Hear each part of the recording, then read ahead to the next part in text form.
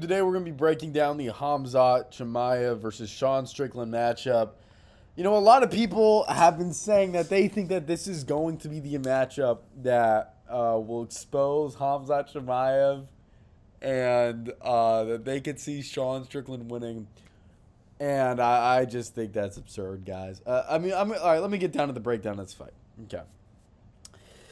So, we watched Sean Strickland in his last performance jab and teep himself, okay, to a nice finish victory somehow against Anthony Fluffy Hernandez. Fluffy really didn't shoot his takedowns in any effective way. He only shot off the back foot because he was never able to get on the front foot of Strickland. And for someone like Khamzat, that doesn't matter. You know what I mean? It's not like he's going to decide to go to any sort of striking with Strickland. And I don't even think that the gap between Khamzat striking and Strickland striking matters. Okay, so let's break down of kind of what that looks like. So it's not like, okay, I would honestly be more confident in Joe Pyfer beating Khamzat Chimaev, who I have losing to Adesanya, by the way, than Sean Strickland. Okay, because for someone like Khamzat, you have to be able to put his lights out. Okay, you need that fluke shot. You need that one-hitter quitter power that Sean Strickland has nowhere even close to having, okay? I counted. He had to land 18 strikes on Fluffy Hernandez to put him out after landing a perfect knee to the body, okay? After landing a perfect knee to the body, he landed 18 punches, okay? To Adesanya, he landed 22 punches. And that flurry to Adesanya could not put him away. Adesanya could put his thumb up because how safe Adesanya felt while they were fighting. Okay? So, Sean Strickland is not going to be able to TKO Khamzat Chimaev. He is going to have to beat him over a 25-minute period. And what is the game plan for Sean Strickland? I think it's one, he's going to have to believe that he's going to be able to stuff the takedowns, and when he does get taken down, he's going to be able to get up. Maybe he thinks he'll be able to gas out Khamzat Chimaev. It's like the idea that Sean Strickland is going to be able, after the second round, be able to start stuffing takedowns from Khamzat after he's going to be completely demoralized for the first 10 minutes. If he's not already subbed by then, it's not realistic, guys. You know what I mean? It's like, if we're going to make a title fight like this, it might as well be Imavov. You know what I mean? I understand that we're making this literally only for the press conference. But it's like, guys, Khamzat's going to style on this guy. It's not going to be competitive. I mean, it's not like I'm saying anything like shocking here. He's going to be a minus 600 favorite. But it's like, I honestly think, this is unbelievable.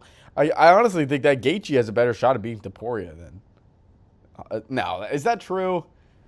It's both bad. Like, at least with Gaethje, I can kind of see him. You know, I think Gaethje's path to victory, if I was to give him one, is he chops the lead leg at Topuria. Topuria has a really, really heavy boxing stance. Okay, he's going to have to run away like he did against Khabib, okay, except he's got to run away and just kick the lead leg at Topuria the entire time, okay? And the thing with Topuria is we've never really seen him go against a guy that chews up that front leg. So, you know, he might not be able to step as hard into his punches and land those punches. You know what I mean? So maybe he will lose that crazy accuracy and power if you begin to start chewing up his legs. And then at that point, if you take Topuria's perfect power out of that fight, now we start getting to a much more different fight. And with Strickland, it's like he's going to have to stop the greatest wrestler of all time, even though you could say Topuria's the greatest striker of all time. You know what I mean? It's like you have to stop the greatest wrestler of all time. Okay, Khamzat Chimaev in the UFC over a 5-round period while also attempting not to get subbed. And your game plan is when you are on the feet with him, you have to Philly shell pick him apart to a boring decision and jab and teep him. So it's like that's not happening. Like you're just not. I'm sorry. I don't care how many jabs and teeps that you throw at Khamzat. That's not going to stop his takedowns. It's not going to stop. You're not going to be able to stop a takedown from Khamzat because you can jab and teep. Like let's be for real here, guys. Okay, congratulations for being able to jab and teep. The Chechenian's going to be able to do it. You know what I mean? It's like, he's just going to blitz right through that. He doesn't care. He doesn't care. It's like, that's ridiculous. That's ridiculous. Strickland has to put him away. He has to put him away. It's like, okay, because the first round you immediately give to Khamzat. The second round you immediately give to Khamzat. Okay, if he doesn't already finish him in the first. First 2 rounds are done. First 2 rounds are done.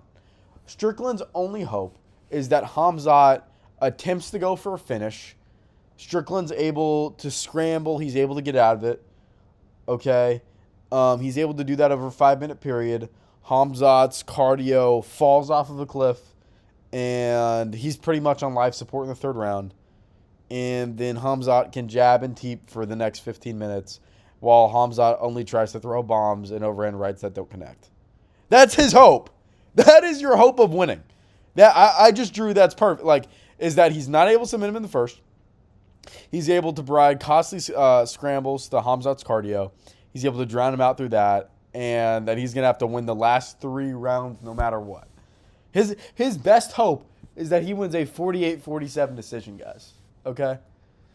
So, no, I'm not very bullish on the chances that I think Sean Strickland has in this fight. You know, I think the odds are greater than 0, obviously, but and it's not like Imavov would have had a shot either at winning, but at least I think Imavov deserved this. Because what do you do with Strickland after this fight ends? What do you do? It's like he's a win-loss fighter now. So it's like, who are you going to have him fight against? I guess Adesanya if he wins. That could be a fun fight. You know what I mean? But it's like, it's just like, I feel like you're somewhat ruining Strickland's career if he loses his fight.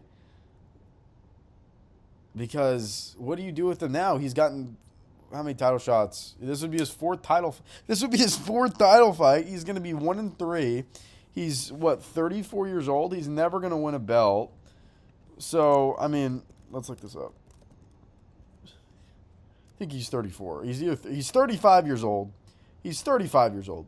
So, I guess might as well get it now, you know what I mean, with Khamzat. But, I mean, Khamzat was already thinking about leaving to 205. I would see him beating Imavov. Obviously, he loses to DDP. I could see him beat Adesanya for, I don't know. I'd pick Adesanya in a rematch. But, yeah, it's just he doesn't have the power. He's a bad style. Like, Khamzat's a bad stylistic matchup for Sean. Because he's going to put him on the ground. And his striking's not so bad that it doesn't matter on the feet. It just doesn't matter. Khamzat's going to be able to win this. So, I got Khamzat by decision. But overall, I can give you my early predictions on this card. I'll drop my official predictions later. Just kind of speaking out of my ass here. This is a good fight. You know, this is a good fight. I'm really happy that we're getting #1 contenders fights again in the heavyweight division. The winner of this should be fighting. I guess is just going to have to wait it out. I'm going to probably pick Waldo Cortez Acosta. I think that Volkov has regressed after his last loss against Almeida. Yes, I said loss. He lost that fight. MMA. You know, you can't just disrespect grappling because you don't like it. So, all right, Brady versus Buckley. Again, I'm not sure why Buckley has the shot. I don't fully understand that. He did lose to Kamaru Usman. He should be taking a step down in the rankings, but it's neither here nor there. Brady looked really bad in his last fight. He looked really bad. I don't know, but also Buckley, you know, he's all into, like, not training his grappling at all against Usman. He talked about it. So it's like, I would assume that he's put in the work on his grappling. But Brady's also really good on the ground. You know what I mean? Great. Brady's elite. Brady's elite. So it's really hard to tell. You know, the crazy thing is, if Brady didn't take that fight against Morales, it would be like Brady Islam right now. And that would be the talk of the town. The American grappler versus Islam. And, you know, Brady fought in, April? So that wouldn't have been a crazy turnaround. You know, it would have been like 9 months or whatever. But it would be Brady versus Islam, because they do not want to give. And then you could have done it at the White House, and then Islam could have fought in the White House. So it's like, that's so crazy. That could have been, and then you could have set up the Islam versus Topuria fight at the White House for a later card. Oh, that's so wild. That the fact that he took that fight, that killed him. But I'm actually going to take Sean Brady. I think he's just going to be able to take him down and maul him. As long as he doesn't show up in knee pads, I'm pretty confident in that.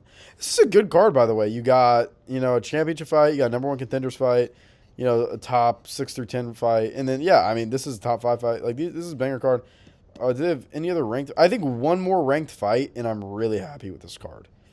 King Green Jeremy Stevens on the main card is a bit weird, but I get the idea of it. You know, it's really fun. I'm excited for this fight. I'm excited for any King Green fight. King Green might be like top 3 of my favorite fighters, just because he's just fun to watch, man. King Green's just fun. Jan Blachowicz versus Bogdan Guskov. Interesting fight. They had a draw last time. Bogdan got the 10-8. I would have rather seen Blachowicz fight Magomed Ankalaev for the second time. You know what I mean? They did draw the first time. And I thought that you'd give Jan one last push-up in the rankings, but I just think Guskov is going to be a little bit too much here. I think that he's going to be able to honestly put away Blachowicz. And yeah, I mean, I'm going to take Atiba by murder, to be honest. This will be bad. But anyways, guys, that's my overall thoughts on Sean versus Khamzat. I think Khamzat's just too good. Let me know what you guys think in the comments. I'm out.